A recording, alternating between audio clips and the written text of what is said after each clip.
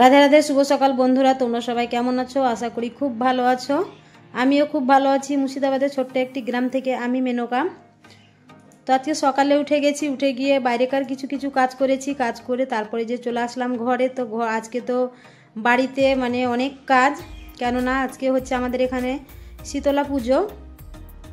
তো পুজোর দিন দেখবে অনেক কাজ করতে হয়, আর কাজটাও একটু বেড়ে যায়, কেননা যে এটা মোছা ওটা মোছা, এটা ধোয়া ওটা ধুই করতে করতেই দেখবে যে অনেক কাজ বেড়ে যায়, সময়ও লেগে যায় অনেক। তো তার জন্য আজকে একটু সকাল সকাল উঠেছি, যে অনেক মানে কাজ করার আছে তার জন্যে। তো বাইরেকার কাজ করে নিয়েছি, কিছু কিছু করেছি। তো চলে আসলাম ঘরে এসে এই যে বিছানা ভালো করে গুটিয়ে নিচ্ছি। তো তারপরে এই যে ভালো করে ঝেড়ে নিচ্ছি, আর বিছানাটা ঝেড়ে নিলে বেশ ভালো লাগে দেখতে। তো তার জন্যে চলে আসলাম বিছানাটাকে ঝাড়তে। তো বিছানা ঝাড় দেওয়া হলে তারপরে হচ্ছে কি যে ঘর ঝাড় দেওয়া হয়নি, তো ঘরগুলো ঝাড় দেবো। তো বিছানা ঝেড়ে তারপরে হচ্ছে কি যে ঘর ঝাড় দিয়ে নিয়েছি। তো ঘর ঝাড় দেওয়ার পর তারপরে হচ্ছে মুছবো, ঘর মুছবো। তো ঘর তো আজকে মুছতেই হবে, কেননা পুজো, তার জন্যে। এমনিতেই তো মুছি, তো আজকে পুজোর দিন বলে একটু ভালো করে মুছি। তো দেখো খাটের তলে মানে অনেকটাই ঢুকে হাত দিয়ে দিয়ে মুছলাম। তো মোছার পর তারপরে হচ্ছে কি যে এইদিকে চলে আসলাম। তো সব ঘরগুলোকেই আজকে মুছবো।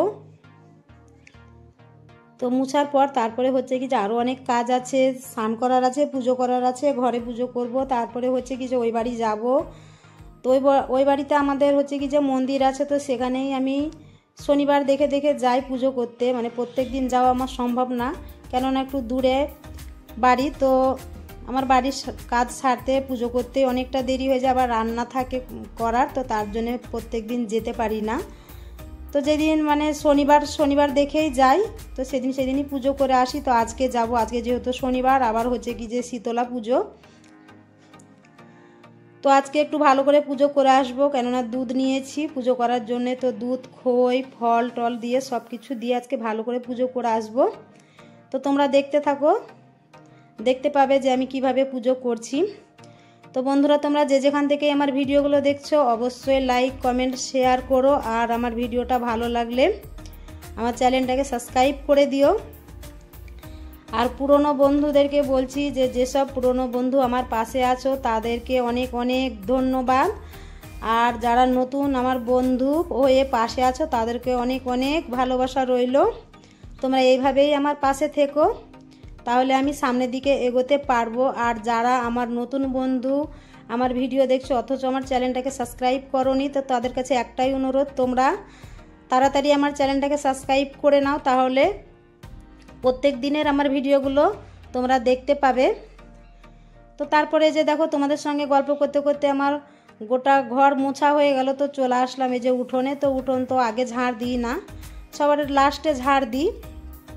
তো কলপারে অনেক বাসন আছে, তো সেগুলো মাজতে হবে। তো উঠোন ঝাড় দিয়ে নিয়েছি, ঝাড় দিয়ে নিয়ে এই যে আজকে ধুতে হবে, যে কেননা আজকে হচ্ছে কি যে পুজো। তো পুজো উপলক্ষে আগে যখন মাটির উঠোন ছিল তো গোবর মাটি দিয়ে ভালো করে লিকাইতাম, তো এখন তো আর মাটির উঠোন নেই। তো জায়গায় একটু কষ্ট থেকে বেঁচেছি, অনেক সময় লেগে যেত এই যে মানে গোবর গোলা দিয়ে লিকাতে।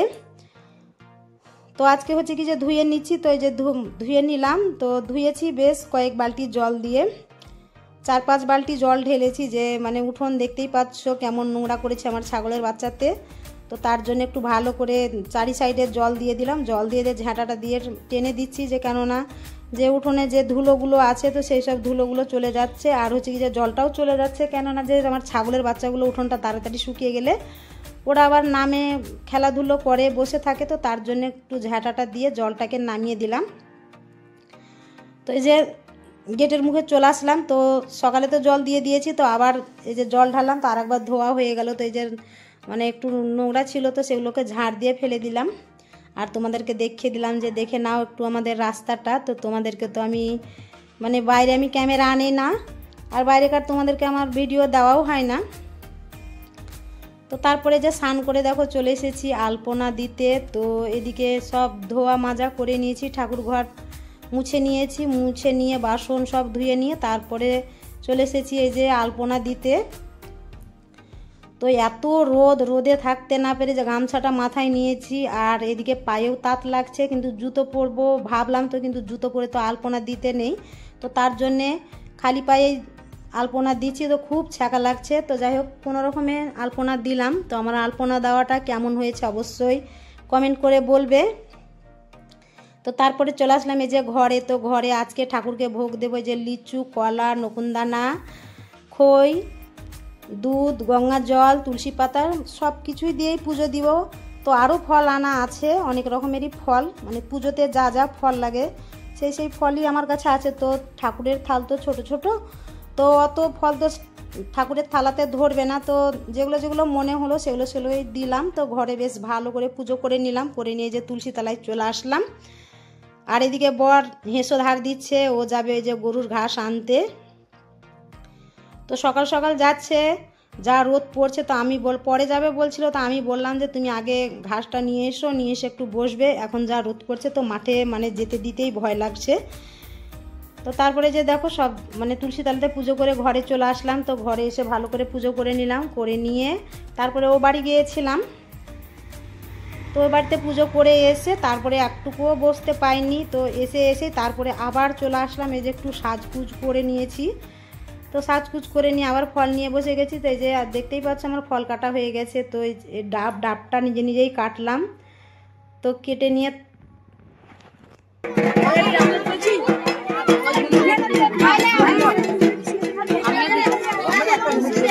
পঁচিশটা দিলাম।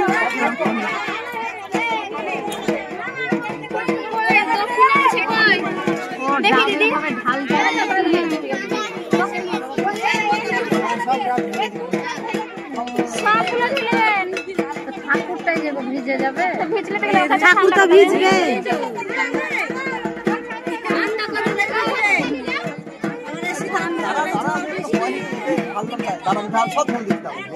ওই যে ওইটা আমার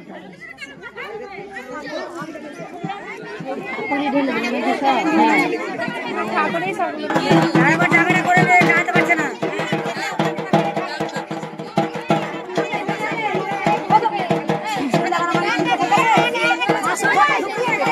বাড়ি গেল